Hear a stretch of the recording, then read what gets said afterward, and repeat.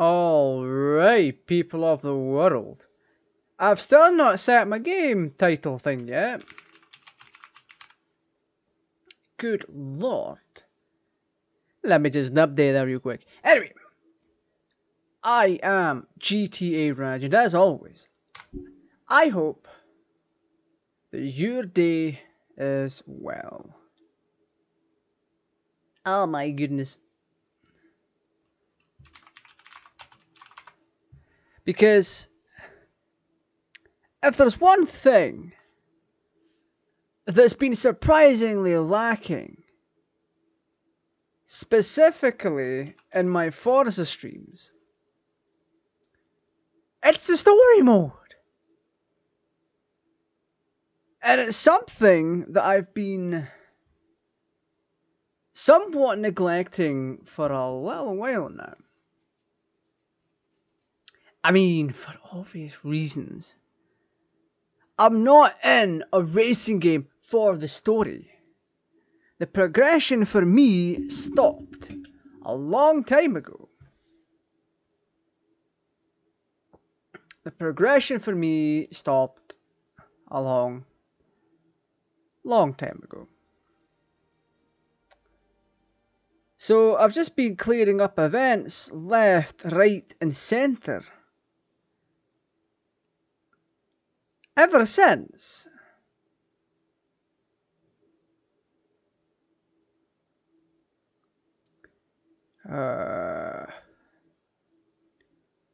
Yeah, I've had no reason to really do the remainder of the story mode. Because it just wasn't a thing that I would like to do. I just want to get into a race and be like, hey, I'm a race.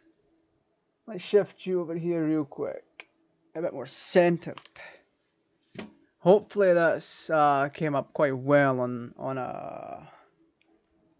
the camera fell down a bit. That's whatever. Oh. There we go. You'll love to see. I'm now fucking massive on screen. I'm about to change that real quick. Oh, I've made it worse. And there I go. Nope. There we go. Oh, that's much better. Y'all can see way more of the screen. Am I being capped out here? I have no idea. Anyway, soon to be angry. I mean, alright. So far,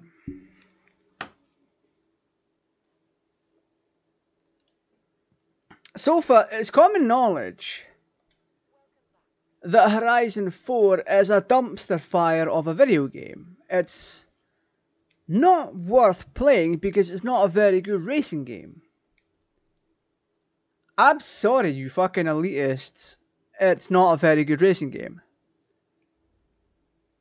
Ooh, we got things in Horizon Live. Well, we've got things in the message payout. We can use gift. Oh, I've been gifted a 2014 Porsche 918 Spider. Okay. Okay. That one is whatever. Express delivery, Aisha's taxis, upgrade heroes, the car files, and the world's fastest rentals. So, the sooner you realize that the game overall is full of nonsense. I'm going to cap the frame rate on this real quick. Because this is getting to be a wee bit ridiculous. I don't need 120 plus FPS on stream. We're capping it at 60. There we go. Love to see it. Why is full screen on? Full screen should definitely not be on. It really shouldn't be.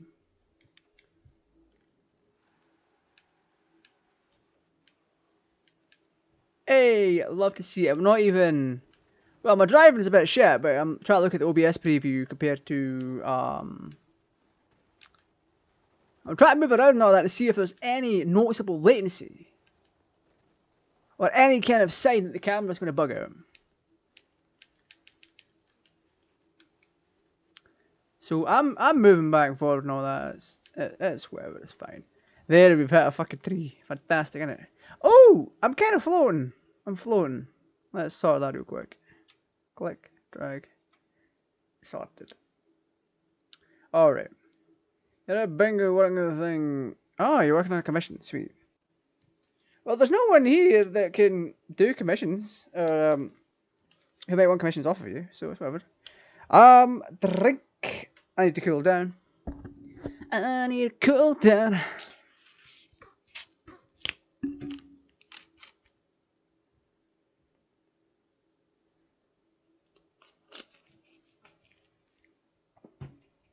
Oh, love to see him. Right. Where's my sound at?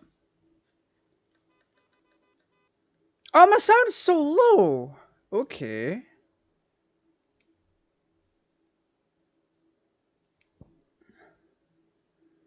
Let's crank up everything except for the radio. The radio should be turned to a 0 by the way. Yes, you do. Sorry, I was watching a wee bit of YouTube earlier on. All that nonsense just kind of crossed over.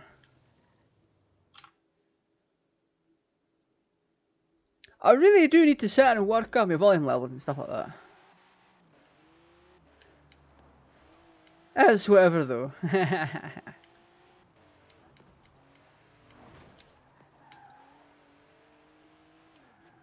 Alright.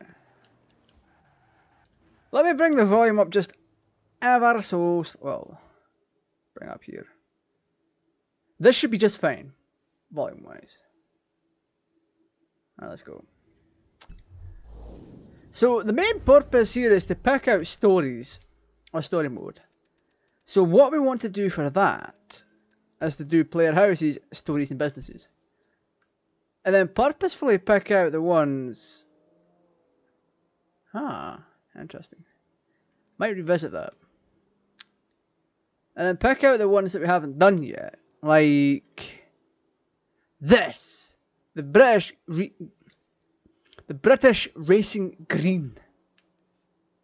And maybe La Racer. I don't know, La Racer was bullshit. But we are going to drive to our destination, so it's whatever at this point. But before I forget, I'm going to click on stream settings and have that up. So yeah, GPU setting at 41C. Doing piss off a 60 FPS Ultra. It's whatever really, I don't know why we're dropping frames. Ever so slightly, we shouldn't be. But it's whatever. So I'm going to do the story stuff now whilst it's a sunny day out in the game. Because one of the things that really peeved me, or pushed me the wrong way, is the fact that nothing gets altered, even when the weather changes. Yeah, that's not smooth at all.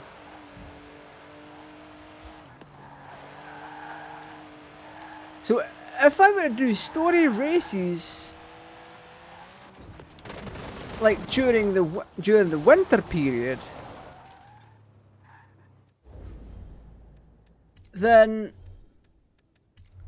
it would the story race itself wouldn't account for it being wintry, so you'd be stuck with like stock tires and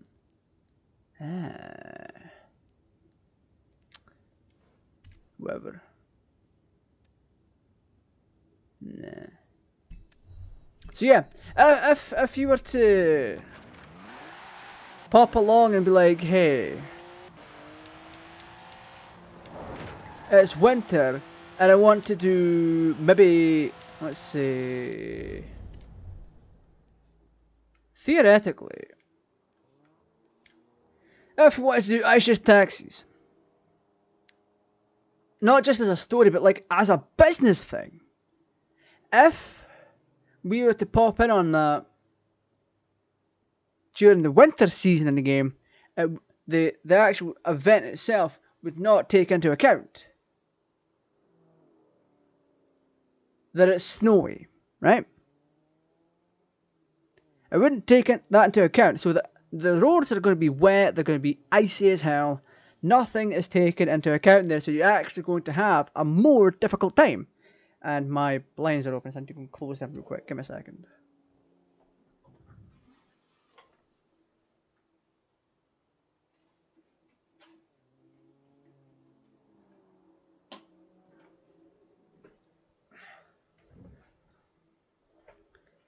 There was no real thought put into the season system this time around. Nothing was taken into account. The weather sure as hell wasn't. I keep popping onto the game at the wrong season because I don't tend to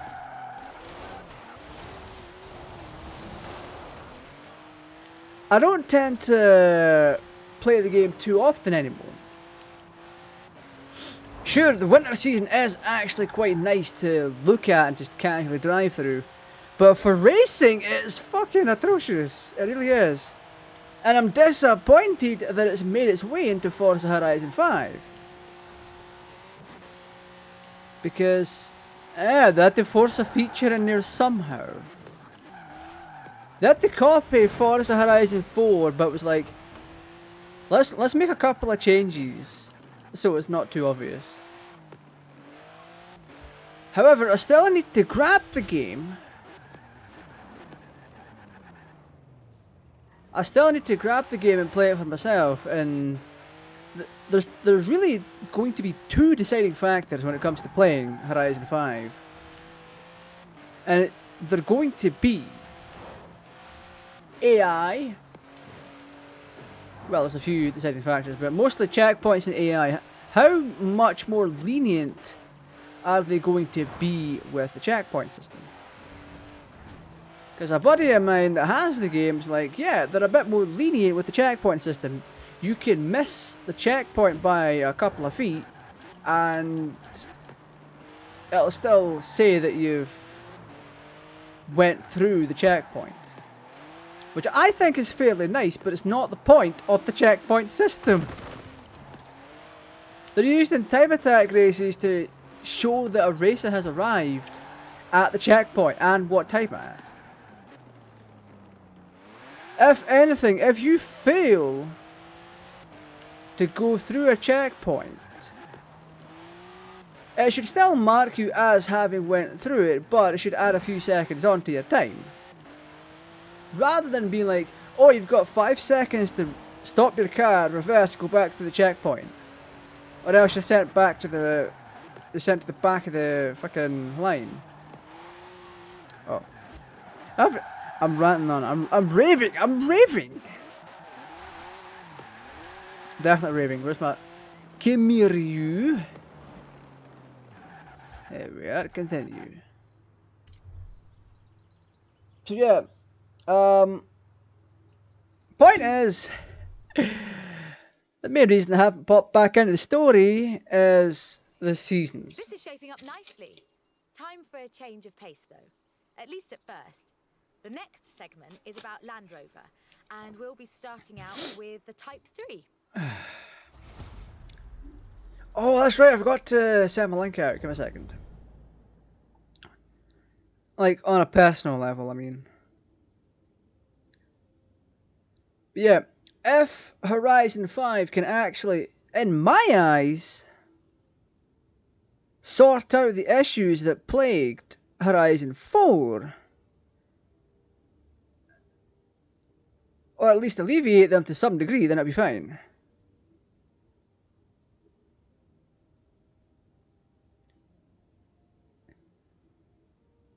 So, it's whatever.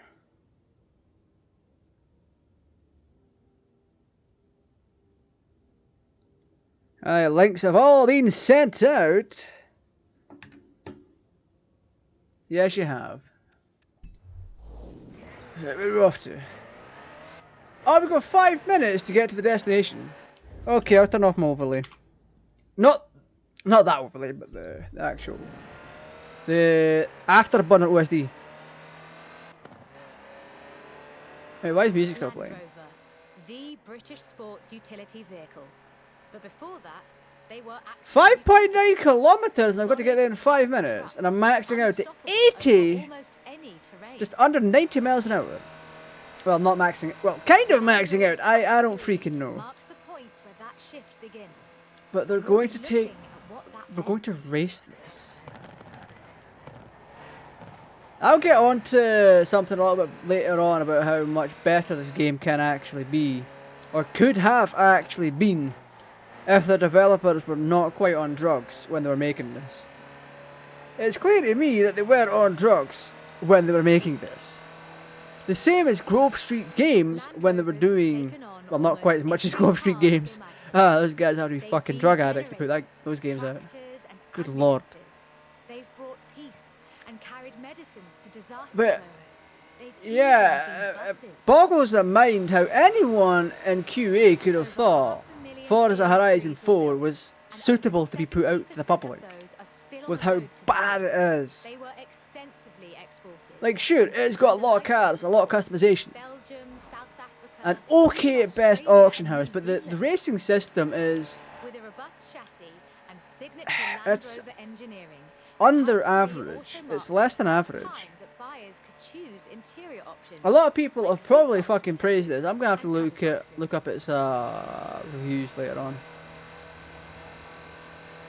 Actually, I can do that now and see what people are saying. I'm fucking tilting that Jeep. Right, let me have a wee peek here.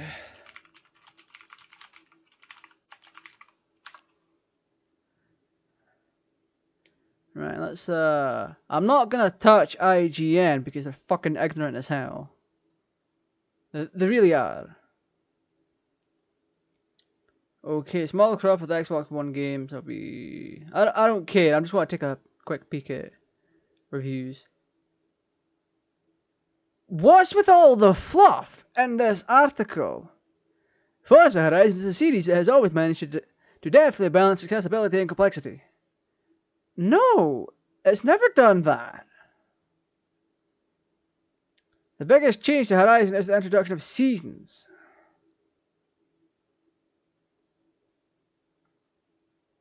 There's no need for seasons. I mean, it's a good change, but fucking whatever. They gave the seasons way too much.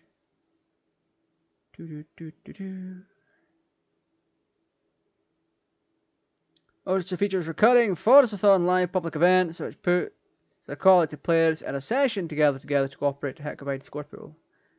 Oh, nice.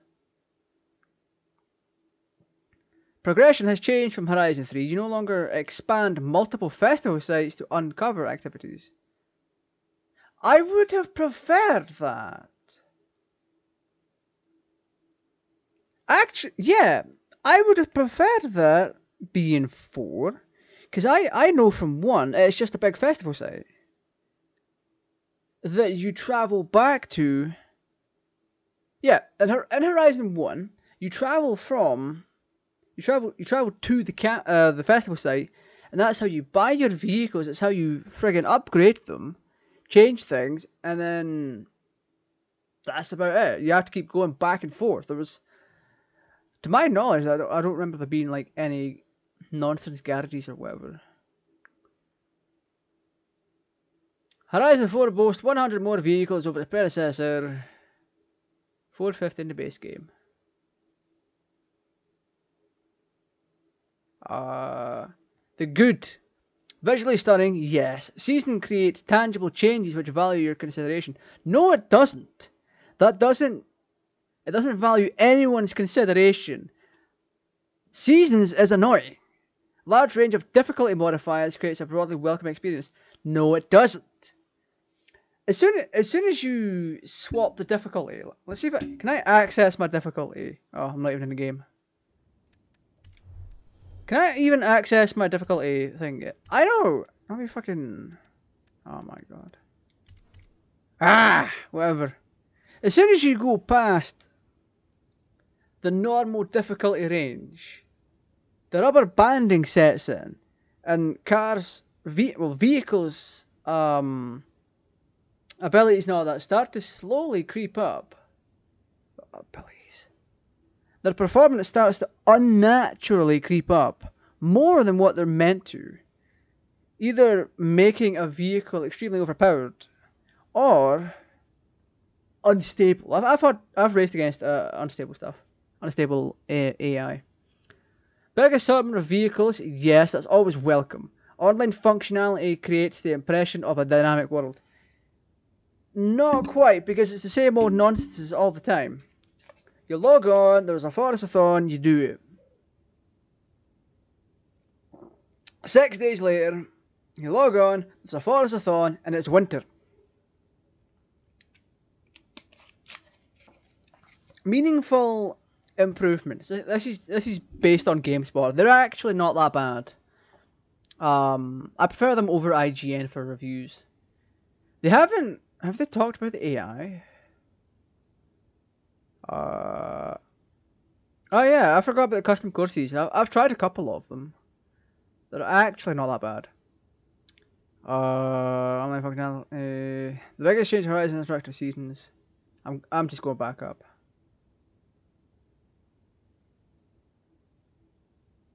Okay. Just over 2 years after launch, Horizon 4's drive and just have fun mandate is just as inviting.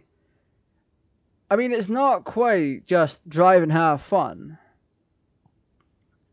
You've got to make sure you pick a season. You have to pick your days when you log in, unless you want to get cucked over. Because if you don't have the money to buy snow tires for each vehicle that you plan on driving, then there's no real point in logging in. Glimpse of next gen. Wait, what? The Xbox One X gave us a glimpse of next gen gaming by allowing us to choose between these two technical advancements. What? No. Well, technically yes, but it was done better on PC because you have the whole stuff for like FreeSync, G-Sync, and adaptive sync and all that nonsense.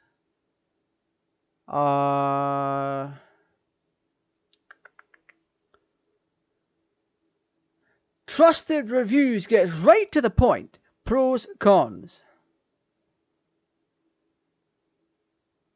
Great map, great variety of cars. Honestly, it's all good here. Sound, graphics, driving. Driving's hit or miss. It's bullshit on snow. I don't like it. Well, it depends really. I mean, if you're in a race, snow is not good.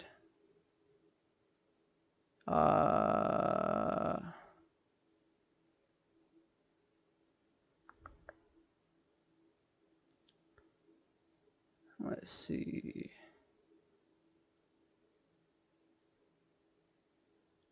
So far, yeah. Visually stunning open world, features over 450 licensed cars, stunning amount of detail and visual variety. Detail is suspicious at times because of how the models that are used in FORZA are not quite the best. They haven't been really good. Fun fact: the models used in FORZA since Motorsport 4 have never really been good. Solid handling, no. Online functionality creates the impression of a dynamic world. Wait, TechSpot, come on now. Why are you using the dynamic world? Online functionality creates an impression of a dynamic world. That's a very similar line to what was in the GameSpot article. FORZA-thon live events are tedious, yes. Takes a while through repetition sets in. Not quite. I would easily give... Wait, what did they give this? 93! Bullshit, I would give it a 70 at least. I would definitely give it a 70. 78! At least 2 dozen Traveler's Tales Lego games bring... looks... What? Takes it... IGN. Techno Buffalo. Oh boy, those fellas were shallows at one point. By saying like Apple's the future and everything, I'm like, what? Despite essentially being the same game 4 times running, not quite. Horizon has life left in it, and it leaves me looking forward to wherever the next game takes it. In this case, Mexico. Wait, Impulse Gamer, you gave it 100. The Guardian gave it 100. Future 5, 100. Maybe one of the best racing games of all time? No. Not only are the visuals impressive, but the game offers a lot of different racing disciplines. Hey, come on now. There are no real racing disciplines in this. Destructoid. Yeah, even like NeoWin and APIGN gave it like a 95, 96. That's fine. But when people start giving it 100, you're like, what? There's a reason it's sitting at 93, because there's a whole bunch of these shell 100s. 2018, everything, Sweet Rides over 450 of them, photorealistic visuals. They're not photorealistic by any stretch of the imagination. More often than not, these reviews are fucking cringe at best. But it's nice to see people's takes on them, but giving the game 100? Really? Trend continued, and by 1982, Land Rover Keeping in were mind, offering the county spec Type 3. keeping in mind that there's no real difficulty changes in the game whatsoever. Like, in terms of artificial intelligence, the opponents, scripting and all that, there's no real change. If you squinted, you could already see All the the shape of the first changes sports utility is that the vehicle, cars get the faster. Range Rover. That's about it. The drivers don't actually change. While the stock Type 3 would never be I mean, particularly if you set the fast difficulty to the lowest, the there is almost drivers would be no even hill that it dumber couldn't climb. than what the runner would. For that matter, It's whatever, if you really. put a proper winch on it. I'm actually enjoying this driving experience right now. Because it's not full of shit, it's not full of checkpoints and stuff. This is how races should be. Slap a lap counter up there or a percentage counter for the sprints. 1978, a Series 3 was custom built for Her Majesty Queen Elizabeth And it's whatever. II. It only had Because you do. I have proof. 1,892 miles on the clock when it was auctioned into private hands. And it was in perfect condition. It would be. After all, she trained as a mechanic in the 1940s and will likely remain the only royal able to strip and rebuild an engine.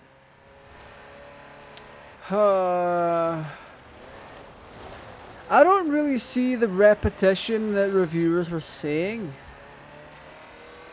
They probably tried to mass binge the game.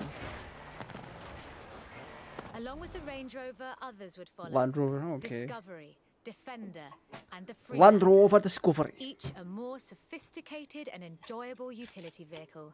But none of them were a replacement for the Type 3. They were a different kind of car.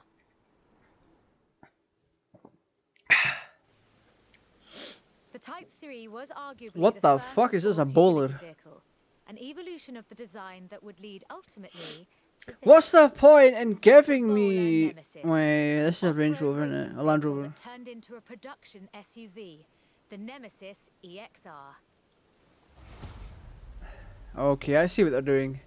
It sports a turbocharged Beat the skilless target, 1 star, turbo 25k. crammed into a carbon fiber chassis with integral roll cage. It even has Way! headlights and rear lights from a Range Rover. Oh my god. Yeah, we should be able to beat this off fairly easily. Especially if we keep drifting. Because for whatever reason, they want us to drift with this thing. That's a thick boy tree.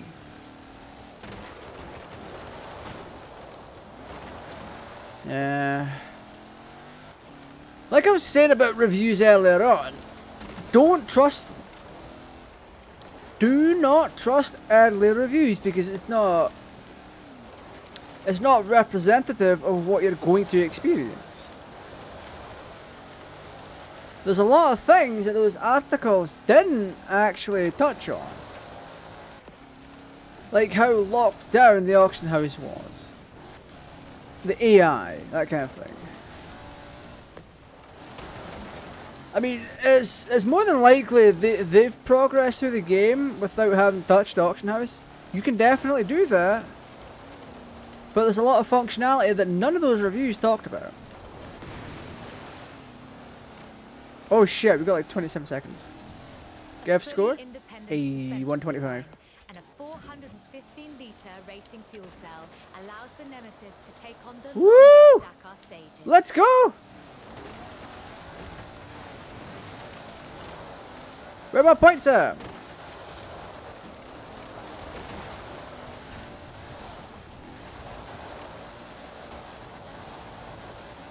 This is an all-terrain supercar. Hey, we should have gotten 3 for that. I think we did. But that's what you get when you build an What? SUV. I want to try that again. I want to reset. Oh no, I was too late at that part. I was too late. It's whatever. I don't want to do that Jeep drive again. It's just annoying.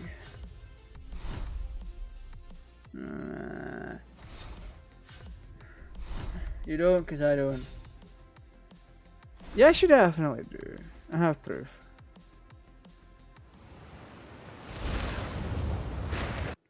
See, how much more story is on the map for us, though? So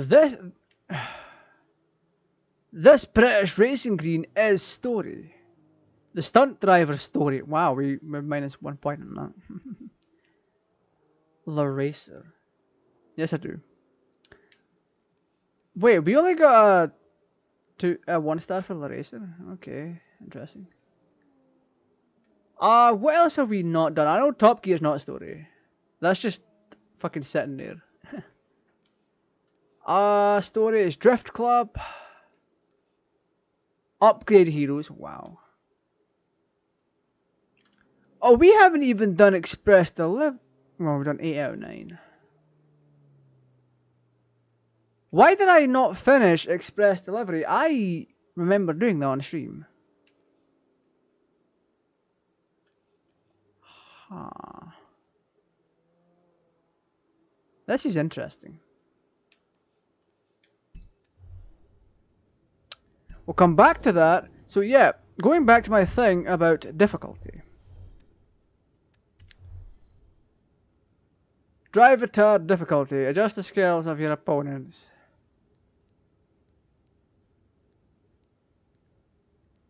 Anything above average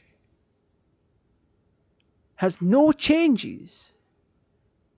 Has no changes to how the computer acts. Average and after average, it's all about the car. The driving style and all that doesn't change. The car doesn't change on the outside, but it gets way more powerful. More powerful than it actually should be. And it's all mainly down to the rubber banding. But also to how the events are designed. And I hate how the events are designed. It should be class based. Well, class based type.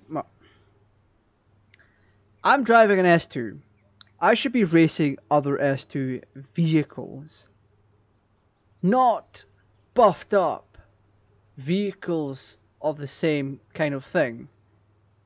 I don't want to be racing off against an actual fucking 1980s Porsche that's been buffed up to match my car specifications. I don't want that.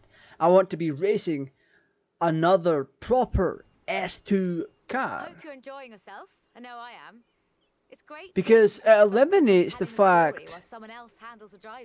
It eliminates the fact that the car can become so powerful in the AI's hands, buffed up by the game itself, that it becomes a pain to deal with. We saw Lotus this. Engineering Limited began as many stories in British We engineering saw do. this. In an old Fucking barn, narration. I hate it. the first Lotus cars were Well, offered as kits. I'm actually narrating as well, but Yourself. it's whatever, From really. 1962, they began to actually build the cars Now look at themselves. the rain. Look at the rain. The story event doesn't take that into account. So I'm stuck with stock tires. And instead of something, a slight configuration change that would help me fucking drive a bit better in rain. That's whatever. I can handle it. However, there should still be adjustments being made, alright? There should still be adjustments to the time required. You're going to be slower, and if this was in the snow, I'd be going a little bit slower. And I may not be able to meet. Oh, fucking... Widely hailed as one of the greatest sports cars of the 1960s. If I could leave this game a review, I definitely would. I'd give it like a fucking 70. As the Mazda MX-5. Because keep it in mind, this game is fucking beautiful as all hell. Even though the models themselves are still kind of low detail compared to what they actually can be for a game like this. It's whatever. The devs had to cut corners, the low poly models, and fucking don't even program things properly. And resulting in a whole family of light, agile roadsters. Light, agile roadsters. To this, the Lotus Exige. It's heavier than the Elan, admittedly, but it's faster. Much, much faster. By much faster, do you mean 20 mph an hour faster? Touch the pedal, the Exige responds with instant, relentless acceleration, as you'd expect. It's actually not that much faster than what I was driving beforehand. At a top speed So, of 170 before upgrades and tuning, the Exige is uncompromising. Uncompromising, okay. As soon as I get my hands on Forza Horizon 5, I'll do a first impressions stream. And there's no power steering, so you can really feel the road. I might have to reuse a thumbnail or something. One that isn't afraid to demand you take it seriously.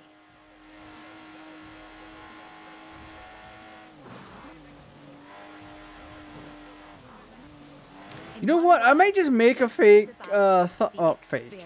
I might make a blank stock thumbnail. This is a car that demands you drive it well. And when you do, you'll see what the fuss is all about. I'll be sliding. My tires are cold. I'm understeering.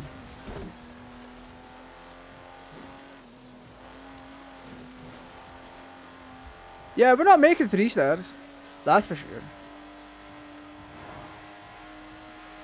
We have no grip. That's why we're sliding.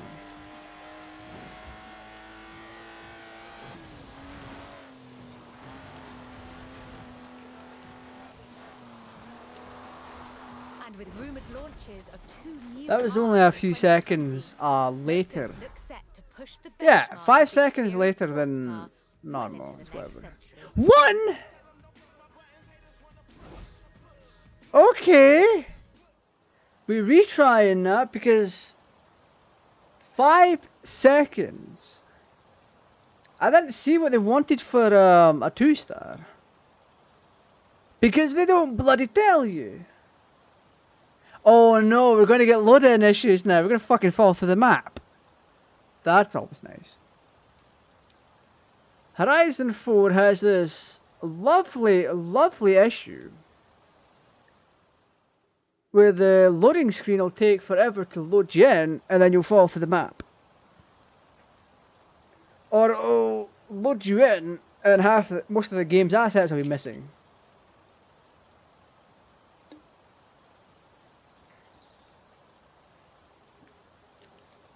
I could have restarted the event 20 times by now. and be loaded in successfully each time. So many issues plaguing Horizon 4.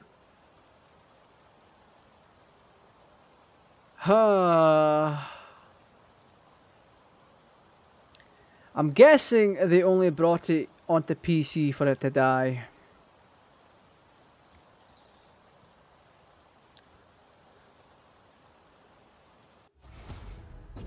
Yep, as I thought. It hardly loaded in any of the assets.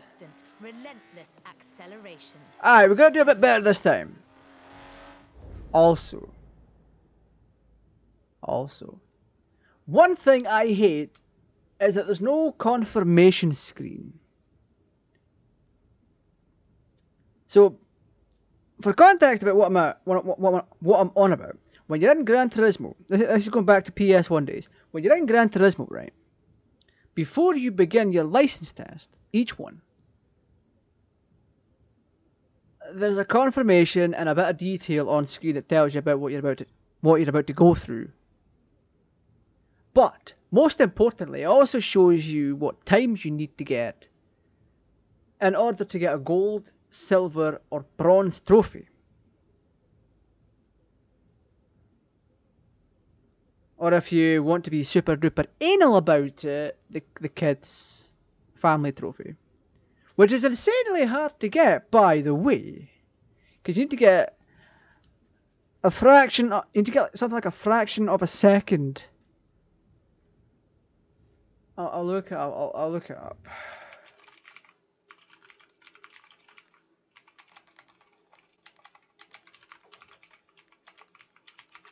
It's an actual thing that you can get.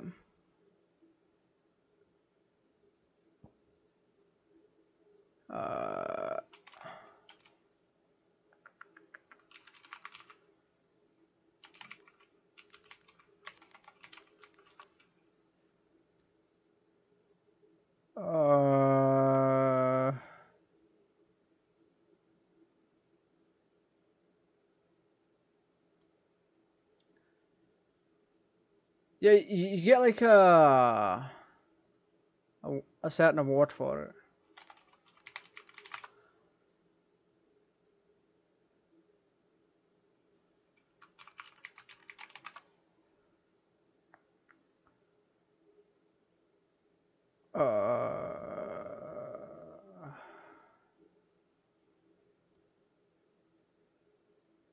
Yeah. Each test has a specific completion time requirements. Trophies are awarded based on performance. They're either gold, silver, or bronze. In Gran Turismo 2, a K.A.T.T prize is awarded if a player fails the bronze time by no more than 0.38 of a second, 300ths of a second. Yeah, that's what I was on about. The K.A.T.T prize. It's fucking hilarious that that's a thing. But yeah, what I would have liked to have seen is a set of completion times for your 1-star, 2-star, 3-star before you went into the race. In this day and age, you can just look up, but by default, it should be included in the game. It's a minor nitpick, but it would be super helpful. It tells me for 3 stars I'm in at 37. What do I need for 2 stars? Because 2 stars is my minimum for any of this. If I've hit 3 stars, I've done spectacular. If I've hit 2 stars, I've done good. If I hit 1 star, I'm fucking disappointed, and my day is ruined. Oh. And one that isn't afraid to demand you take it seriously. I mean, they touted this car as being able to be so much faster than that other Lotus. Lotus is about the experience. It really isn't. Challenging. This is a car that demands you drive it well. And when you do, you'll see what the fuss is all about.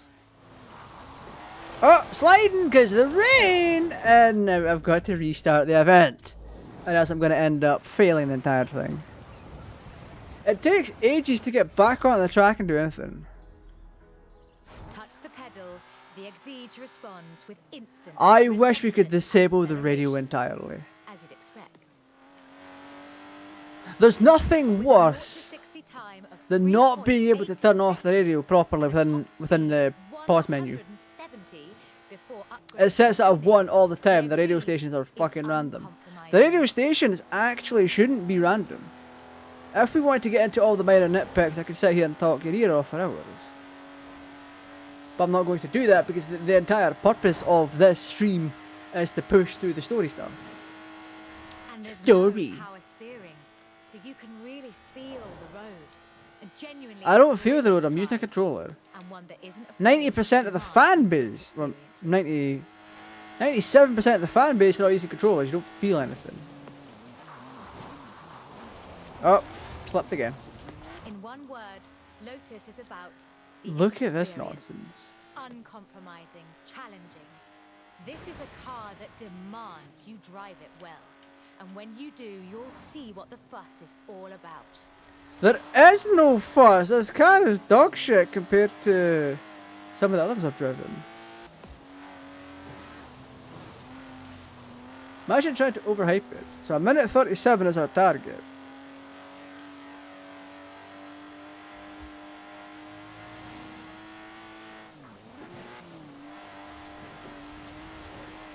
So we got like a minute 42 the last time we did this.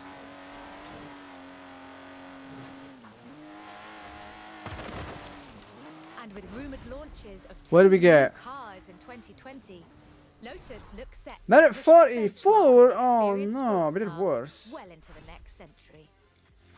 Nah. That is just not on. And of course, we're getting this load-in thing as well. What if I just knocked down? Swerving.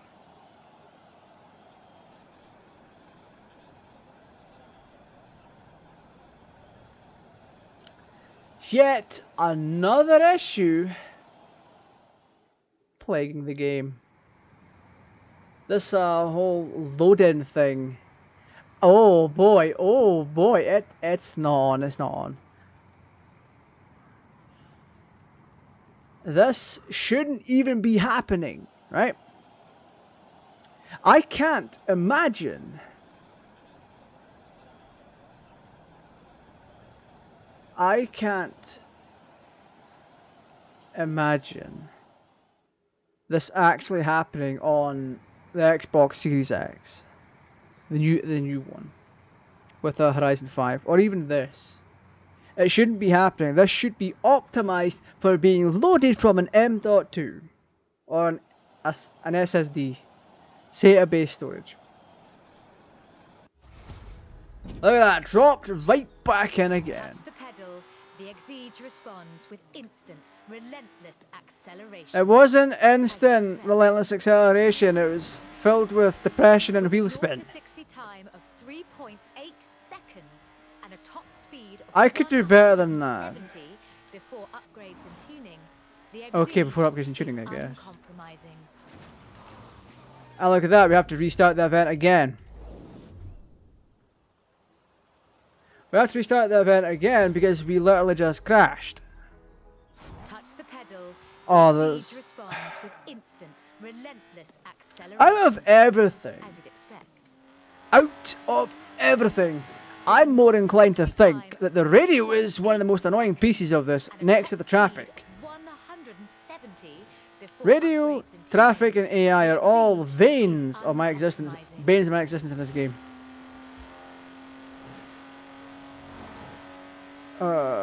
It only really gets points with me for nostalgia and because the game's pretty. And has a vehicle variety. And there's no power steering, so you can really feel the road. A I should genuinely edit together a brilliant review of drive, this. and one that isn't afraid to demand you take it seriously. Oh, fucking wet roads. I hate them. In one word, Lotus is about the experience. Uncompromising, challenging. This is a car that demands you drive it well. And when you do, you'll see what the fuss is all about. It's definitely not as bad as crashing, but it's close enough that you're relatively restarting. If you really want to be anally retentive about that friggin' few seconds that you lose.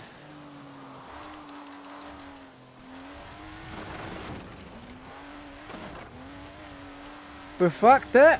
We could have actually made that. What do we get? A minute 42. That is unreasonable. And with rumored launches of 2 new That is cars actually in 2020, unreasonable. Lotus looks set to push the benchmark of the experienced sports car well into the next century. Nah. See, this is an example. This is an example of what I was talking about earlier. How the vehicles are not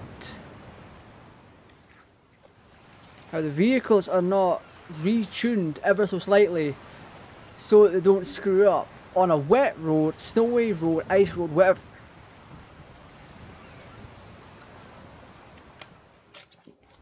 If anything, all of these story events should take place under fair conditions. They all should be dry, unless the story event calls for you to drive on snow, drive on a wet road, or even if it's absolutely pissing down. This is the third or fourth time that this is popped up like this. At this point, it's an issue with the game. It really is. We're still very early into the racing game. We're like, what, two into it. Well, I already done chapter 1 on my own. This is what, chapter 3 or chapter 4. We're going to be here a while. As you'd expect. As you can see, everything definitely does change. With a 0 to 60 time of 3.8 seconds and a top speed of 170. These roads also do look dry, but they're not. The Exige is uncompromising. And because of how things were working out earlier in the game, when it came to doing races, they normally blocked things off so you can race. And they should be doing the same for this. They really should be. Because it's the biggest event to ever happen in this community.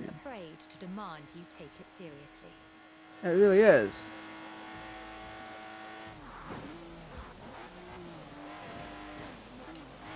In one word, Lotus is about the experience. Uncompromising. Yeah, fucking cool my tires down, why don't you? And I'll slide all over the place. Well. And when you do, you'll see what the fuss is all about. Oh.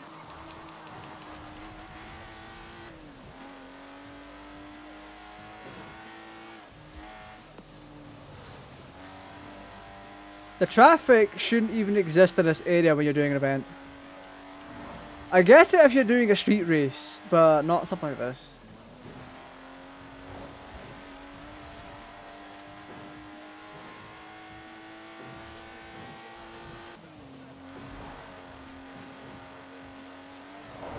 No! I had it! You absolute bullshitter. Oh, it's not doing it again. Okay. Touch the pedal. The Exige responds with instant, relentless acceleration. As you'd expect. Yeah, we counted that as what, 5 seconds, 0 to 60. With a 0 to 60 time of 3.8 seconds. We got about 5 seconds on 0 to 60. Thank you very much. I don't need your lies here. Upgrades and tuning. The Exige is uncompromising. So it's time to start my whole pattern of learn the course and do better. Why is YouTube saying I have no data going on? And now it says excellent connection. Okay, thank you. Thank you, YouTube, for making me think you cucked me out of a stream. Thank you so much for that one. And there's no power steering.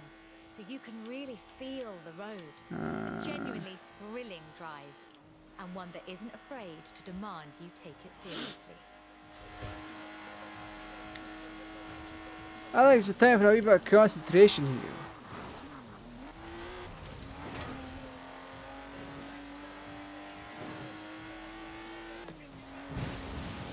I would love to avoid that friggin' dub.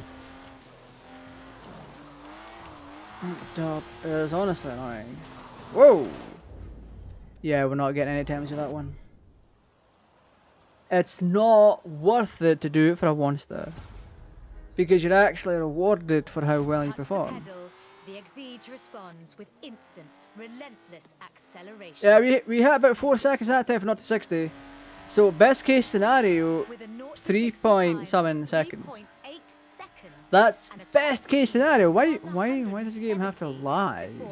The Exige is uncompromising.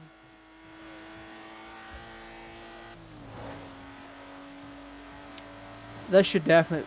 I can see why it would be a wet track because we're right next to a lake. And there's no But some other parts of this just don't make sense. Like now that we're up higher, there shouldn't be any water on the track, but we're seeing the spray.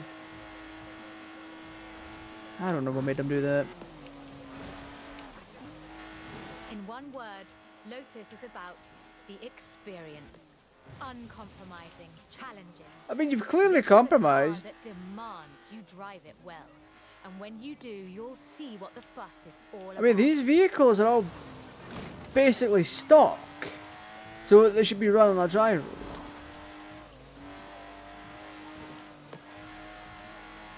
And instead of this freaking nonsense here.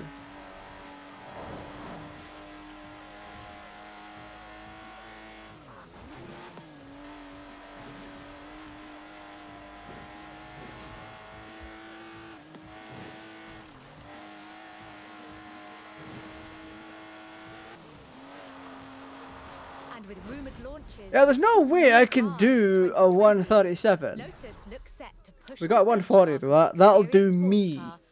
I'm not aiming for 3 stars, I'm aiming for 2 stars. Getting a 1-star is embarrassing when you're cocked out of your grip. Have I scared my viewers away? I keep seeing people pop in for like a 5 seconds and then they piss off again. I have no idea why they're doing that, but people pop in for a few 3 seconds and it's like, nah fam, this ain't it.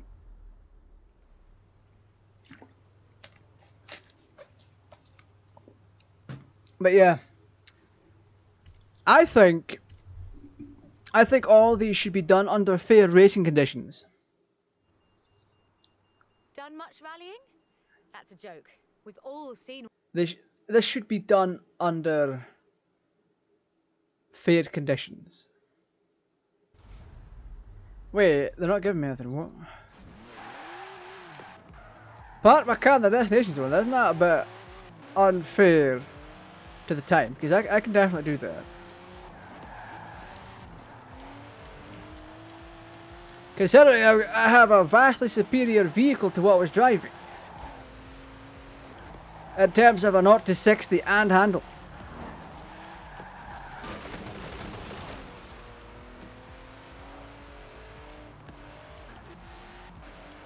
There we are, I was stuck on a gear.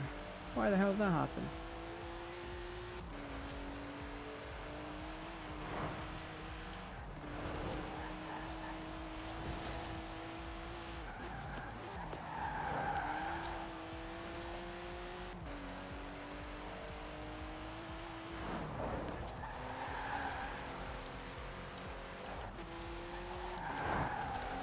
Yeah, look at this nonsense.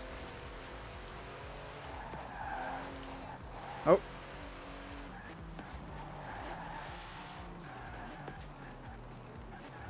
Okay.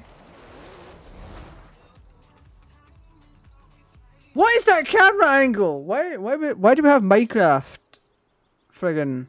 Why have we got Minecraft plats? American of cars, but the Ford Escort, oh, that's British. And more than that, the No, Escort would Ford's become, for definitely an many, American brand. synonymous with Group B. In the 70s, Ford had embraced that destiny so firmly that they'd begun their own I ain't championships to scared. What you got find about? new drivers. Drivers for cars like the RS 1800. This was a car designed explicitly for rallying, with a powerful fuel-injected 1790 Wait, target 1 minute cc 30. Cosworth BDE engine. But this is a 3-stager. I'm on the road. I'm on the road. I'm on the road.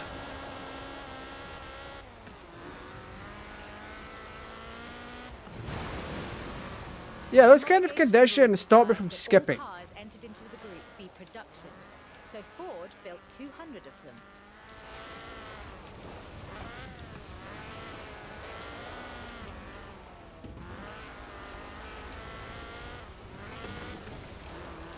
The RS 1800 raced to victory after victory across the rallying world, on almost every continent and across every terrain type imaginable. This car was basically unbeatable. Until it got beat.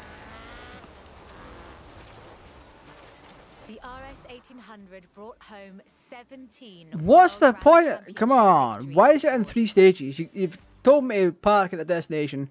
Then you've given me this RS 1800. So, of Oh, we're course, doing the RS Ford 200 or set whatever. out to design a better one. The RS 200 Evolution was their answer. Yeah, that's a rally car. purpose-built rally car It's a designed very, to do very good one rally thing: car, all things win considered. Group B. And I guess the rain here makes sense on a dirt With a course, so it's 1.8 whatever. turbocharged Ford Cosworth BDT engine Oh, and 50 seconds for 3 all-wheel stars. drive, the RS 200 had perhaps the best suspension platform of any car of its era. Alright, let's keep going, boys. The chassis was fiberglass from Reliant, and the massive Ford parts bin was raided to give the car that iconic look. Woo! But while the car had potential, turbo lag at low RPM and a poor power-to-weight ratio meant that it never placed better than third. The end of Group B in the mid-80s meant the end of the RS 200 as a rallying car. Woo! Fortunately, Ford built 2 over stars, 200 done. as part of the homologation requirements for Group B, so you can still find them We're still... if you're Yeah, we're lucky. not within spec for 3 stars. It's whatever though. I'm not here to complete it 3 stars. Never have. Never. Never. Spiffing! I don't know why they're bothering with the phrases. I doubt anyone even uses them. They've added a lot of meaningless guff to this, and I hate it.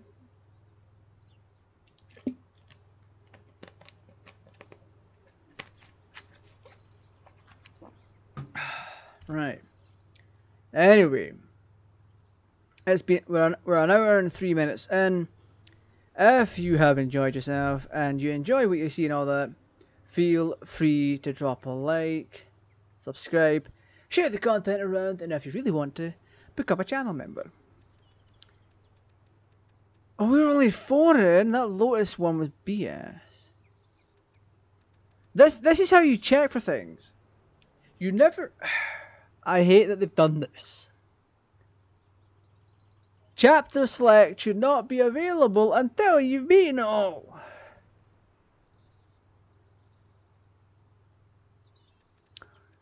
When you start up, when you load at the map, it should be paused with stats like this. Alright? I'll shift myself over a wee bit. Come in, face cam. Slide you over. So, up there, that transparent box with the green bit above it, that should be shown before you start one of these things here, right? That should literally be shown. That is so much more helpful to the people that want to know immediately what 3 times they have to beat without having to go into this and then sit and friggin' do lally and spoil themselves about what's coming up. The finest sports car. Now I know I'm going to be driving a McLaren. I'm now going to be driving another Lotus, a Jaguar E-Type, Mini Cooper, Bentley Continental.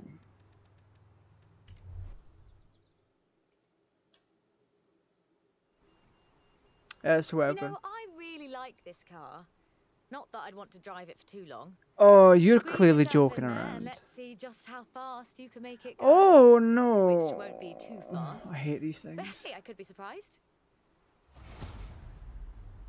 I hate these 3-wheelers. The Peel P50 has the dubious honour of being the smallest production car in the world. A one-door microcar coupe, featuring a 42cc air-cooled engine, capable of a heinous 38 miles an hour. And a handle, so you can pick it up and carry it with you when you get to work. And keep in mind that this is the production version.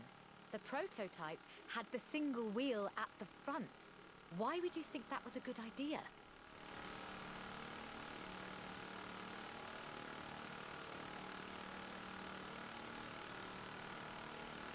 In 2010, though, production restarted at Sutton in Ashfield. 43. So, if you'd like to own the modern incarnation of this, I suppose you can. Oh! I forgot. I literally forgot. Yeah.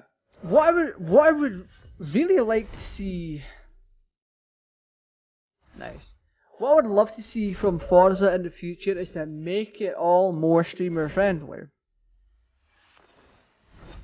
Get something like get an agreement all set up where streamers can stream this game without having to worry about getting the copyrighted music, because the music in the racing games are some of the spirit to it.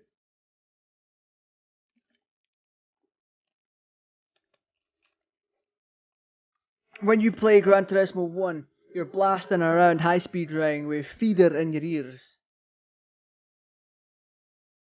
It makes the racing experience fantastic, and you should be able to experience that with your audience. Commentating on it. Completed star card. Okay.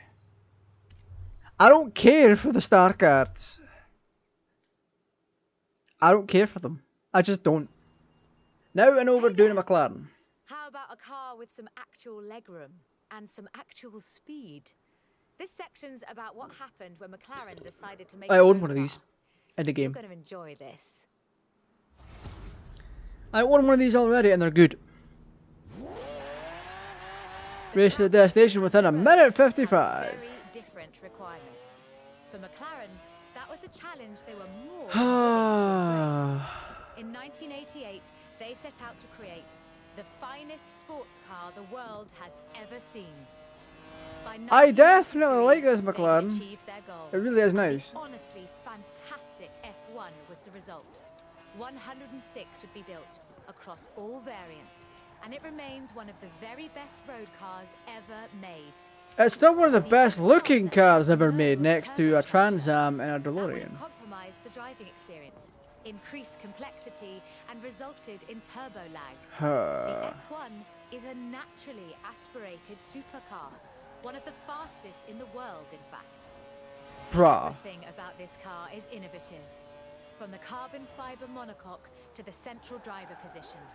McLaren threw the book away when they designed the F1. Then they wrote a better. Nah, we're not getting any times for that one. The F1's monocoque chassis is incredibly lightweight, only 100 kilos all told. What? Which posed a significant challenge because carbon fiber and fiberglass aren't great insulators. So, McLaren lined the entire Why? engine The audio compartment bugged out, with okay. gold. The track The and the road other have team have... very What do you mean the different other team have requirements. given up? For McLaren, that was a challenge they were more than willing to embrace. In 1988, they set out to create the finest sports car the world has ever seen. By 1993, I need to learn to start they taking had a few achieved their more goal, risks, and the honestly but knowing when to take them. fantastic F1 was the Like on result. this corner here. 106 would be built across all variants, and it remains one of the very best road cars ever made. The F1 Oh, I has took that. no turbocharger. Oh. That would have compromised the Wait, driving that's just to get to the experience, destination. increased Never mind. complexity, and resulted in turbo lag. The F1 is a naturally aspirational That's going to be that supercar, Germany football game all over fastest in the again, where world, Germany in fact. absolutely slapped them 10-0. Everything about this car is innovative. From the carbon I get, was fiber it Germany monocoque versus to the Brazil central or some driver position. nonsense? McLaren threw the book away when they designed the F1. Then they wrote a better one. The F1's monocoque chassis is incredibly lightweight, only 100 kilos all told, which posed a significant challenge because carbon fiber and fiberglass aren't great insulators. Fiberglass is generally McLaren shite anyway for lined building the car bodies. entire engine compartment with gold. McLaren's racing heritage is so deeply ingrained in this machine that when they took it to Le Mans in 1995 and faced off against purpose-built racing machines, they won.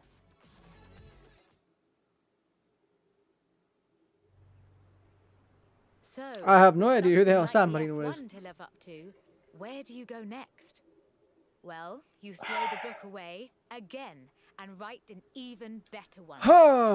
The result is the McLaren P1, a hybrid electric sports car. Oh that stands no, a head and McLaren shoulders above P1. the F1. Racing cars shouldn't really be The P1 hybrid. GTR will hit 60 miles an hour. Beat the in speed target, okay. 2.4 seconds. That's 0.7 seconds faster than the F1. That's an eternity. Wait a minute. Let me set up properly. For a supercar. Let's see what we can do with a speed target. I like speed targets, they're very good. The car's blistering performance is delivered by a twin Oh. turbo V8, supplemented Why is the by road an wet? ECU electric motor and instant power assist system. And they do mean instant. There's also, I like the speed target stuff, but there's also time limits on them, which I don't agree with. Because if you have to hit a certain speed target anyway, it shouldn't really be an issue. Remember those problems with turbo lag? McLaren solved that with the hybrid drive. While the turbos Hey, we pressure, done, buckos. the electric motor drives the wheels. No turbo 211. lag, just torque. 1, And 2, because it's a 3. hybrid, it has an all-electric range. Done. Running on batteries alone, that's 6.2 miles. A bit more if you're going downhill.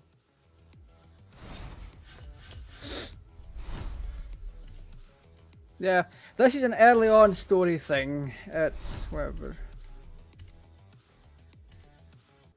See, when I play a racing game like this, I want to just pop in with a boatload of cash and be like, hey,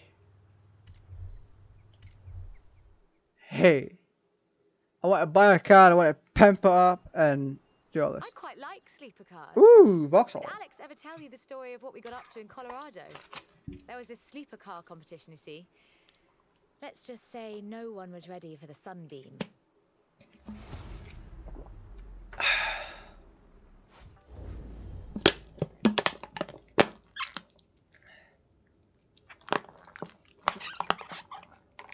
Don't mind me, folks, just squishing a bottle.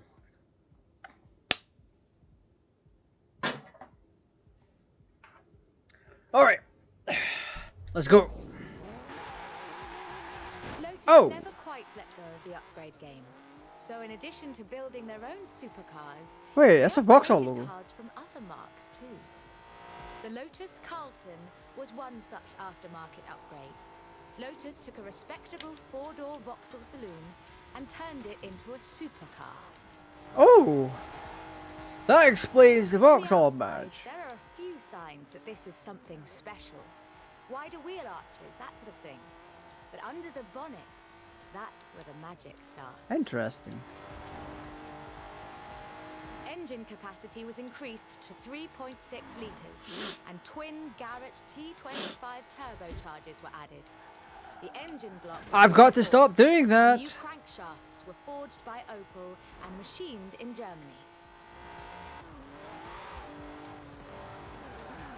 The tyres were widened, and the tyre compound from the Lotus Esprit was used. To handle camber change issues, they put in the self-leveling suspension from the Opel Senator. Oh! This is part of Horizon. This is part of the Horizon story. Where's the traffic?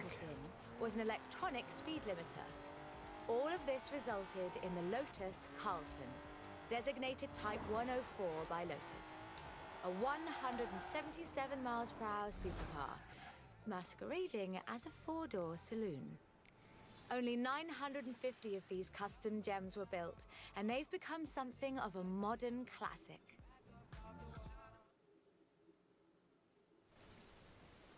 The Lotus Carlton was an example of how to turn a saloon into a supercar. But that's not the only thing Lotus got up to. In 1979, Chrysler approached Lotus to create a strict rally version of their Sunbeam three-door hatchback. Oh. Lotus, as you might imagine, 10-0. rather enjoyed the challenge. They took the rear-wheel drive hatchback and changed Stay on dirt everything roads. about it. Okay. They stiffened the suspension, improved the anti-roll bars, and widened the transmission tunnel.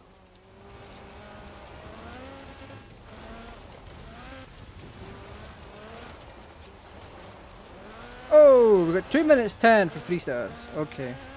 Performance was increased by fitting a 2.2-litre version of the Lotus 911 slant 4-cylinder engine, resulting in an impressive 250 brake horsepower, up from a meager 105 on the original.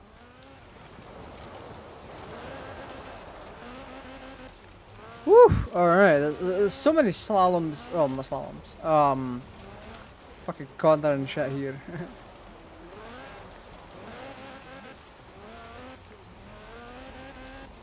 We're gonna take a casual stroll after we've done all of this. Because I'm still to check out the auction house as well. The Lotus Sunbeam was revealed to the public in 1979 in Geneva to widespread praise in the motoring media. Oh, let's go. We can cut corners. We can do what the developers did and cut so many corners here.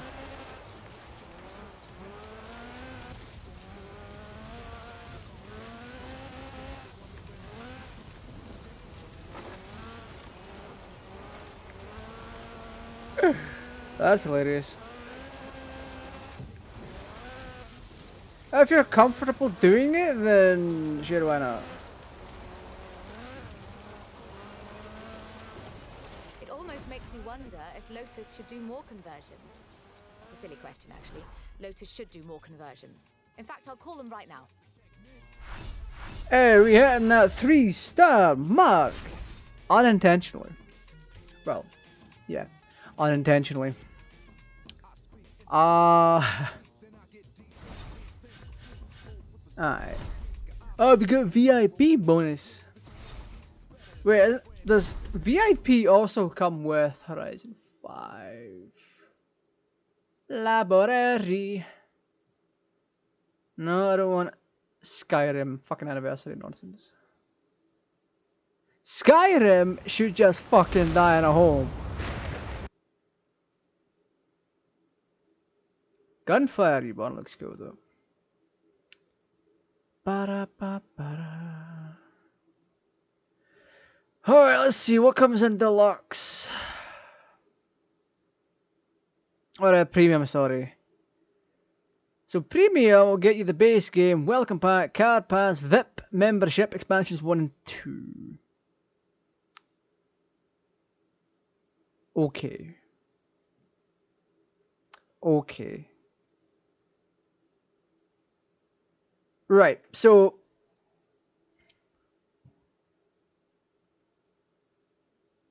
right.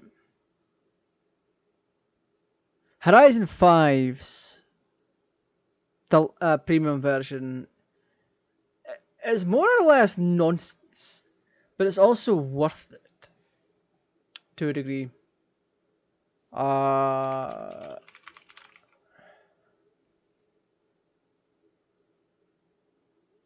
Wait. Wait, why is Horizon 4 more expensive? The standard Horizon 4 is more expensive. Why? Why?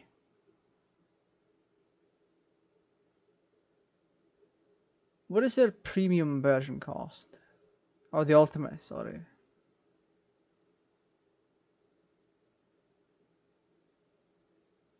Right, actually, never mind. I was specifically looking for the expansions. The Fortune Island and the Lego Speed Champions. That's 2 expansions. So 15 each. Let's go. So that's 30 quid for the 2 expansions when they come out. So what, 50, 60, 70, 80?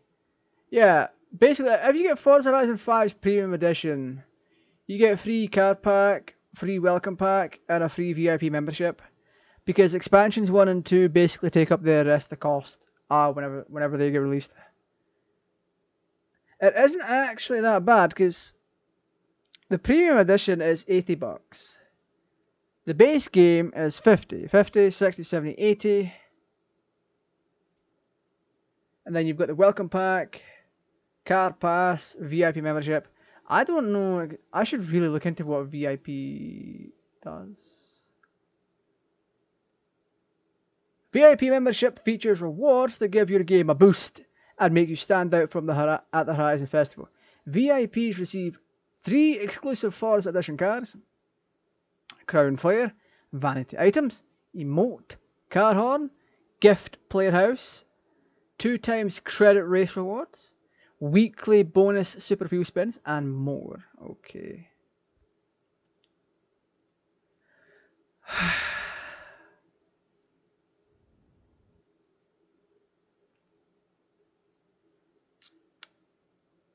It's whatever. It's whatever. Just saying. How far away are we from the end? 3 races, our performance, so we're doing a Jagged E-Type. Modern version is always going to be a challenge. How did they do? It's fine, don't worry about it. I know what I'm going to get anyway. I honestly think these might be some of the most beautiful cars in the world. And the story of how it came about is, well, really British. I need to... Get in the car and let's get this segment. I need to focus on getting a few things that I need. Right, 2 minutes 30 to the destination, and it's 5 kilometers. It's almost 100 years old and was originally founded to build sidecars for motorcycles. But this is the car that really set the bar, I think. The 1961 E-Type. When he saw it, Enzo Ferrari called it the most beautiful car in the world. High praise indeed. He wasn't alone in his admiration. I mean, did they literally get that quote from Enzo Ferrari? It's been in movies, comics, games, and TV shows.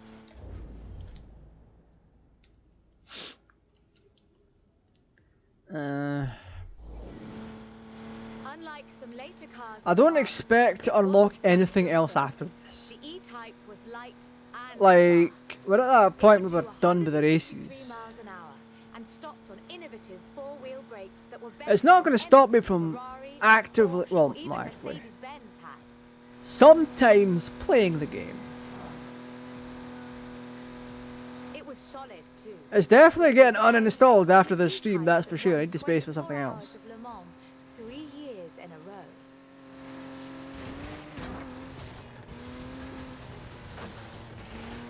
Anyone who owns an E-Type will tell you that the key to their reliability is to drive them regularly, as if you'd need the excuse.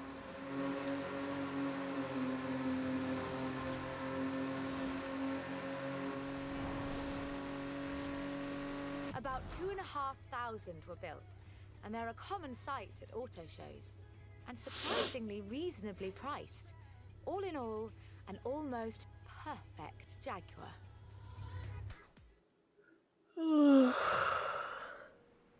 The E-Type was the successor to the Le Mans winning D-Type. But what would that look like if Jaguar designed I'm it today? absolutely shattered. In 2013, Jaguar answered that question with the F-Type Project 7, a spiritual successor to the E-Type, and designed from the ground up to be the purest, most enjoyable Jaguar yet. Why is there a big hulking? Why is my Jaguar filled with dots? Proudly displayed in the gorgeous 3 stars, a minute 35. And a distinctive aero hunch behind the driving position. But like the E-Type, it's not just a pretty face. You know, driving through tunnels and seeing the lights reflect off of the car is kind of satisfying. It gives a sense of realism. Powered by a 5-litre V8 supercharged engine with a fully aluminium body, it's blisteringly Aluminium. fast, with a 0 to 60 speed of 3.8 seconds and a top speed of 186 miles an hour. A car as beautiful as this must surely have been carefully authored design. Alright, I'm gonna restart that one because I screwed up with that. I screwed up with that. By designer Cesar Pieri, thrown together one Friday in his free time. And it's time for me to put my foot down on the accelerator. Oh my goodness. Yeah, these smaller challenges are actually very good and something I do enjoy about Horizon. The actual racing, like I've said many times, is just bullshit.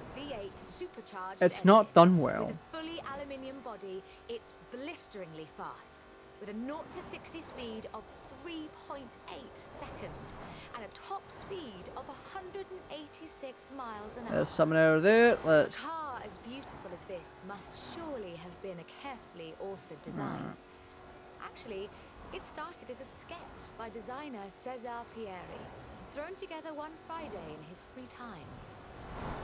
Jaguar's design director Ian Callum Why saw the is sketch sound in the bugged? thumbnail on Cesar's computer during a meeting and asked him what it was. The rest is history.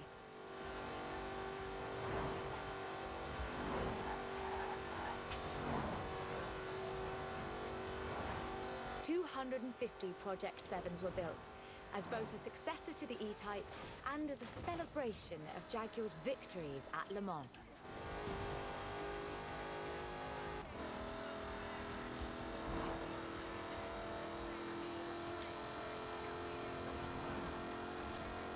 I think I speak for all of us Oh when I my say god, that thank time! heavens for Cesar's That Friday time! afternoon doodle. 1:34, 7:12. That feels good to do that. It really does. But keep in mind, we're not here to nail. We're not here to get 3 stars. We're here to get 2 stars.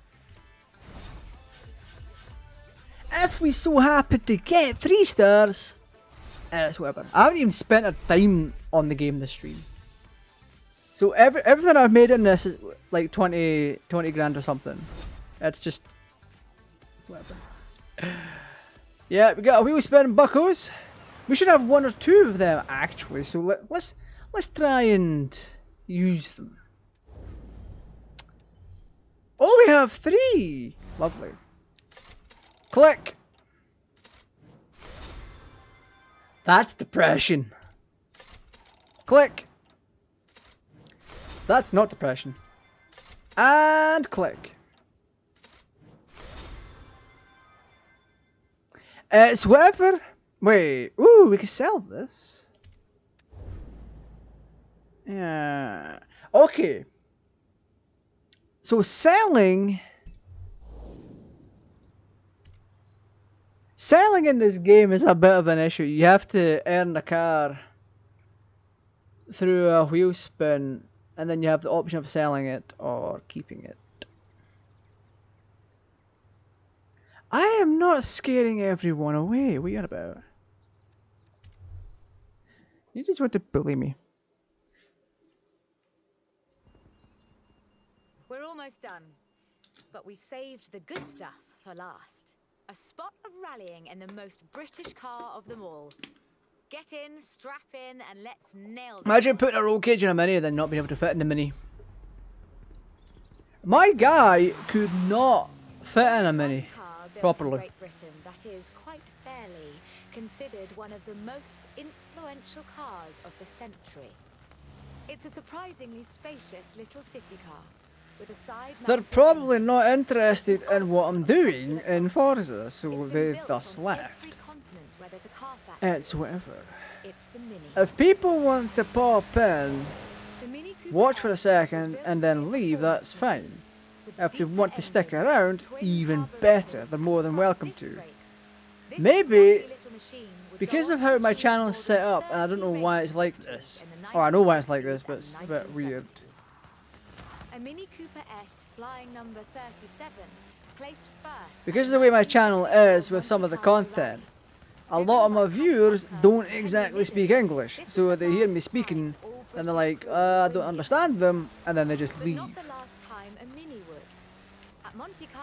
What I'm going to start doing though is turning on auto captions, so they'll be able to do, they will be able to, because they had dimming headlamps. like understand what I'm saying in real time.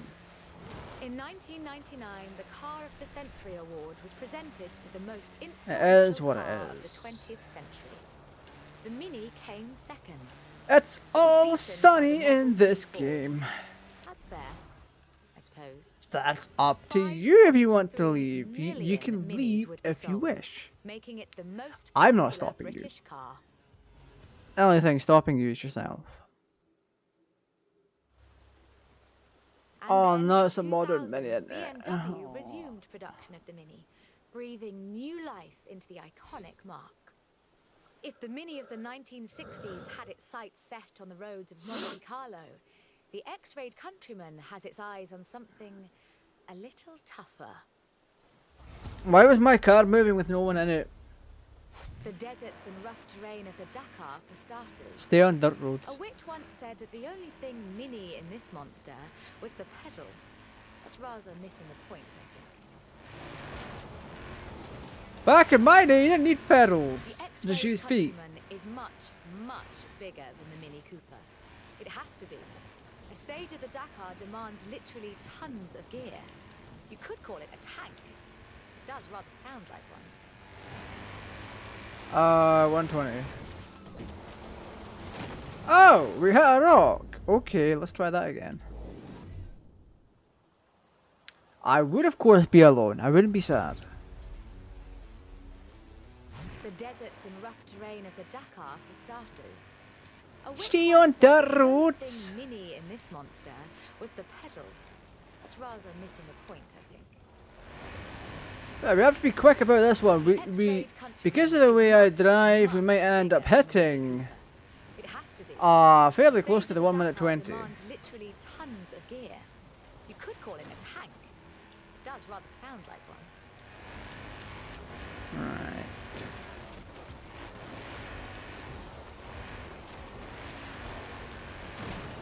Oh, for crying out loud. I hit the same rock twice. I hit the same rock twice. Oh. The deserts and rough terrain of the Dakar, for starters. A wit once said that the only thing It's a learning curve, so it's whatever. That's rather missing the point, I think. The X-rayed Countryman is much, much bigger than the Mini Cooper. It has to be. A stage of the Dakar demands literally tons of gear. You could call it a Woo! Let's not veer off to the side.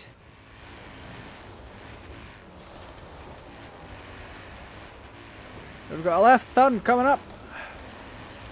When Mini's X-rayed division set out to build this thing, they had one goal in mind: winning the Dakar. And they did, every year, from 2012 to 2015. Oh! Oh! Oh! That ain't halal. Bismillah. People are gonna come pop out in the street. Here we go, chant Bismillah. It's designed to be driven for 2 weeks over deserts and badlands, 5 kilometers above sea level. And it still handles like a hot patch on a nice bit of dry ice.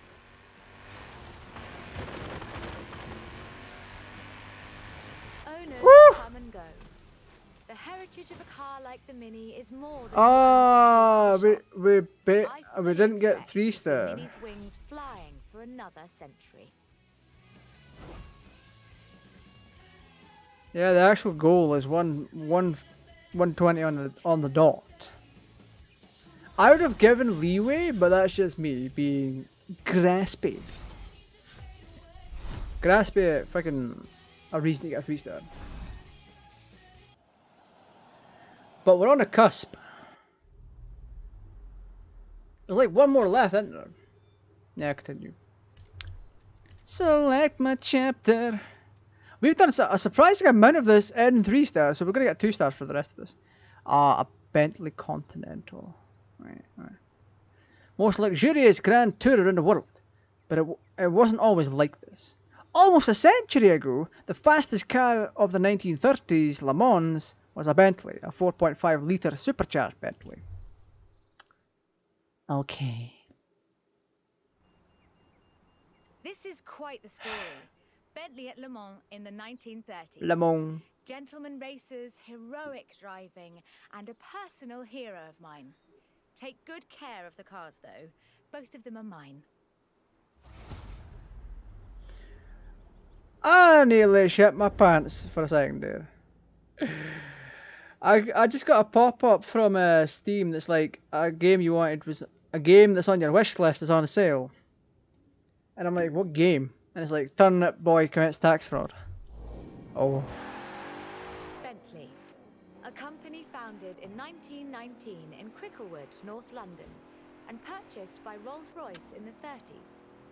A company synonymous with both racing and... Okay, I see what we're doing here. I see what we're doing. Alright, let's go. We've got to drive the car very, very fast, but keep it pristine. Hand-built to exacting standards. So at the beginning of the 21st century, when Bentley revealed their first okay. many Oh, the audio bugging out on me like this is just...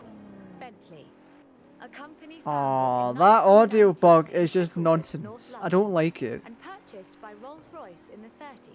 I don't like it. A company synonymous We with ain't done yet, racing buckos. and London. We're actually almost done with Perhaps the Forza as a best game. example I know of those two extremes of British engineering. Hey, you're gonna make me crash. For almost a century, No, you. every Bentley was hand-built to exacting standards. Alright. So at the beginning of the 21st century, when Alright. Bentley revealed Ooh. their first mass-produced Oh car, no, I've dented the car a there wee were bit. great It's whatever many though. questions. The car was the Continental GT, an elegant grand tourer. Oh, hello combined people. racetrack Hello. How you doing? with How you doing? exquisite style. Come along and say hi as I try not to crash this Bentley. Oh, wait, we've travelled that far already? The Okay. move to mass production has done nothing to blunt the Bentley experience. The 2017 Continental Supersport is responsive, fast, Hey. and beautifully designed. Love to see it. I mean, legally we are allowed to take shortcuts on this track. Well, we're legally allowed to take shortcuts anyway. I don't scare people away. It brings together all I'm very wheel nice on drive, stream. carbon fiber bonnet sides and side skirts to create the most powerful performance focused. So we've got 3 car minutes the 20 to company get has to ever our built. destination. But that's just to reach the destination though.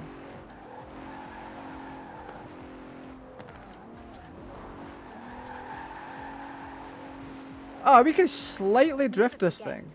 Bentley's pedigree is racing, and the Bentley Continental Bentley's in pedigree is races definitely racing, in 2007, but because they're now a owned by large like standard Rolls-Royce, Continental Speed GT you don't broke even the want to Guinness get dust record on the for car flying because it's that water expensive. on the frozen Baltic Sea. Oh, And then in 2011, they broke their own record. okay. 205 miles an hour.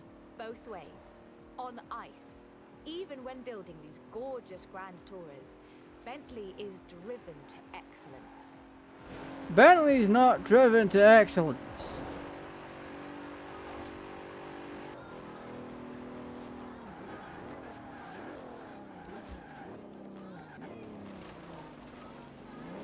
That was honestly good.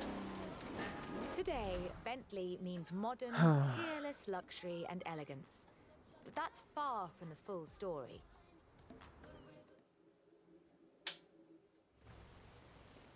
Wait, they're putting us Ago, in a classic Bentley, meant okay. something else entirely. It meant Oh, what? In This 1930, resembles a eccentric race team 4D. owner Dorothy Paget financed a rather special Bentley at the Le Mans. It was a 4.5-litre supercharged masterpiece, driven by Sir Henry Bentley Boy Birkin. It posted the We're an hour and fastest time 40 in. If you're new to the channel and you haven't subbed already, feel free to. Same goes with dropping a like, a share, and What a race it was. potentially becoming a channel member. I don't mind lurkers. Out of the race at the cost of his own victory. But in doing so, he handed the day to the People Bentley can lurk Sixes, if they a want. If they want to gentleman say hi, racer. they can. They're allowed to. I honestly do hate the radio windows. Sir Henry knew he didn't have anything to prove. 3 In stars, 59 1929, seconds. The adventurer Mrs. Mary Victor Bruce had already driven the resolutely modern 4.5-litre Interesting. at Montlhéry, setting distance, speed and endurance records. The Bentley's performance so annoyed Ettore Bugatti that he called it the world's fastest lorry. 4, 5, 6, 7, 8. The blower had the last We laugh. actually got before the In time. 2012, it was sold at auction for over £4 million, which is more than enough to buy a Veyron and a racing truck. Wait, what? If you're keeping score. I do believe we got the correct time in for a 3-star, but it's whatever. We are going to be averaging out.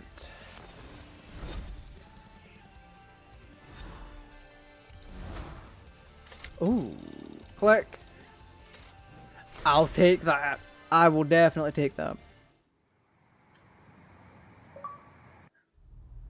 Aston Martin to Bentley. Like I told them, can't make a film about car culture around here without you in it, can they? I'll let you know if they need you back. And that's literally it. There's no more story for us.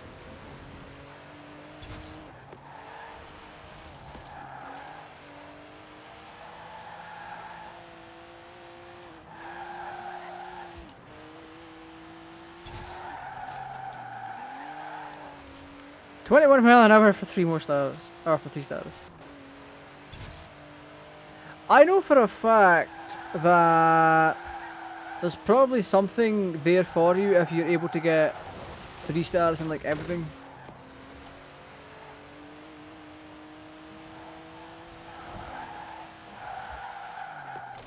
I'm personally going to wait till the servers die and then sit and mod the game. Because mods already exist for this. We have a super duper wheel spin. I don't need clothing. I got a chainmail skirt though.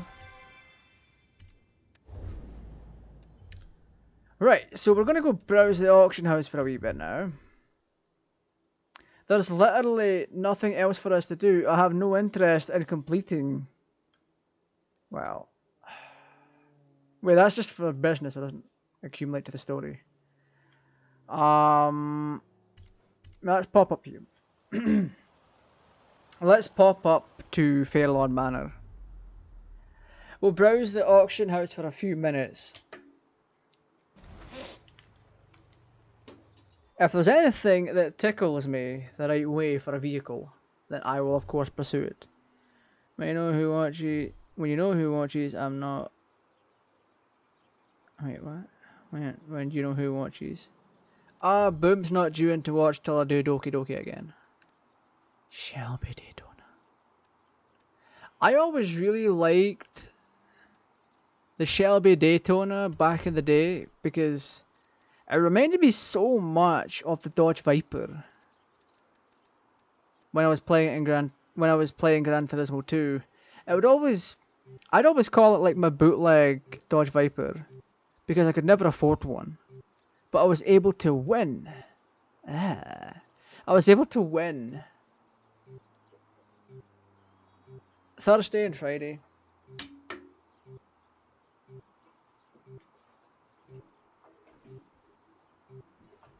Thought my chair was broken for a second. But yeah, I was never able to actually be able to buy a Dodge Viper, or I kept missing out on one for one reason or another. So I always had the Shelby Daytona in my garage from winning it.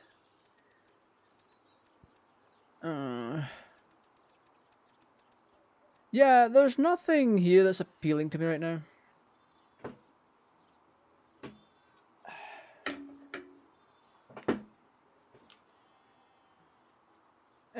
I should be fine. For GT4A Mark 1. Hello new viewers, how are you doing? Currently browsing the auction house on Horizon 4. I've literally done what I needed to do for the evening. So one of the things I like to do is to browse the auction house for designs and other such things. Because there's eventually going to be designs that you're not going to find in the design section. And it may be worth picking up a vehicle.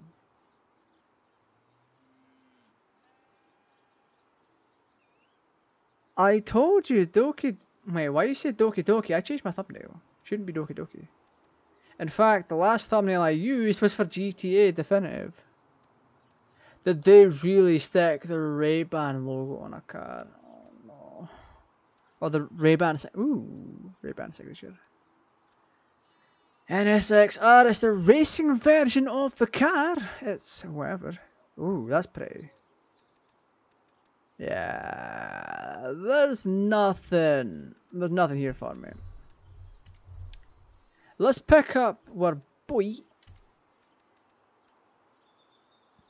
and skedaddle. Yeah, we're gonna take the we're gonna quietly cruise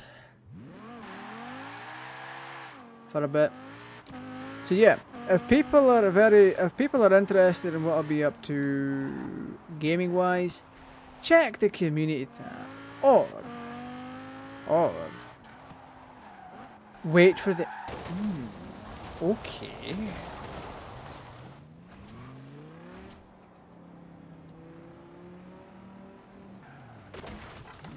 But why though?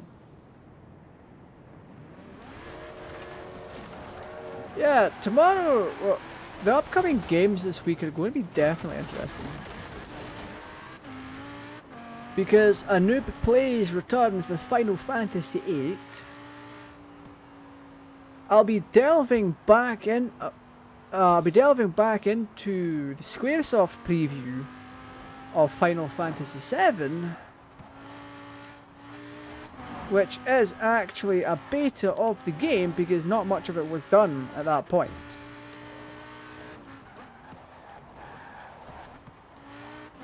The main story was at least fleshed out. But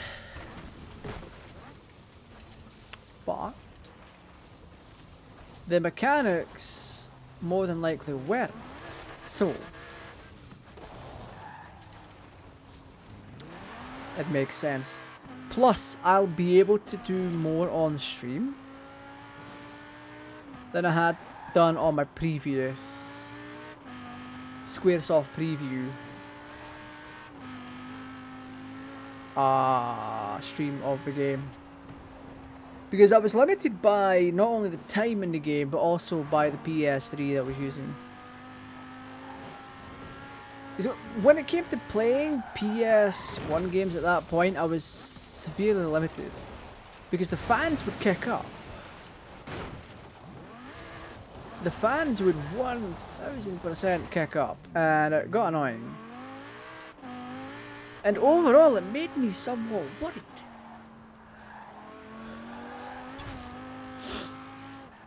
For the system.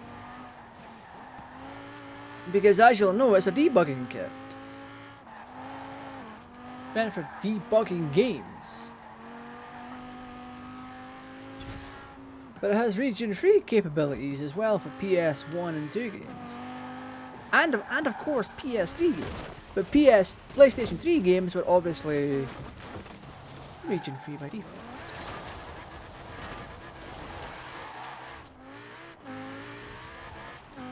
But yeah. Later. Ooh, there's roads I have discovered. Let's get through that. Let me get some extras in here and get some mileage. Let me get some extra points here for discovering roads.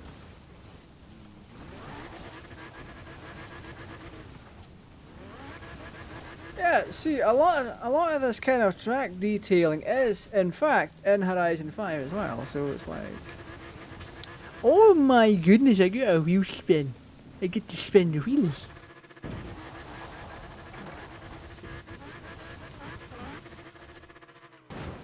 Aww. But yeah, I noticed quite quickly that some of the tracks were lifted. Some of the tracks in Horizon 5 had been lifted from Horizon 4, and it's like, wait, did they really copy paste? But change the scenery from being a dirt track to jungle.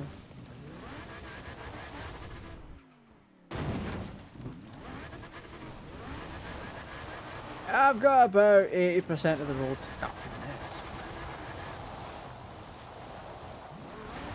I want to see. Oh, I do this. Alright, I thought I had a wheel spin. It said I had a wheel spin. Test. Oh, we dropped.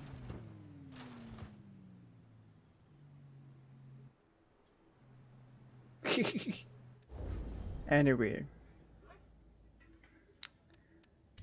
If you've enjoyed yourself, sub to the channel would be fantastic. If you've enjoyed yourself that much, feel free to drop a like, share the content around, and all that good stuff. If you want to be a channel member, you can do so. I've started to work on my mod vlog series. Like I have parts 1 and 2 all shot, but the way I want to do it, I might want to do it as a long form video.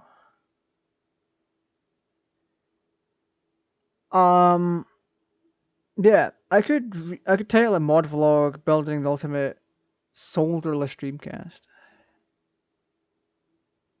Or something like that.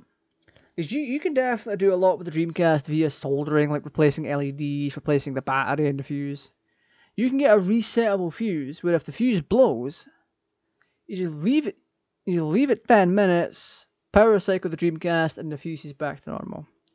Also, replacing the battery would be a thing as well to do. You can replace the battery holder with a rechargeable battery. So you replace the current battery by removing it from the motherboard, and then you get a holder that you can solder onto the board, and then you can just stick in rechargeable batteries, rechargeable watch batteries, and it was like makes it ultimate. It really does. There's also things like installing a literal HDMI port to the system. However, I'm not doing any of the soldered solutions. If I had the skill set to do it, I might, but at this point in time, I don't think I will. But anyway, this has been GTA Raj. As always, stay safe, take care, and I will see you tomorrow.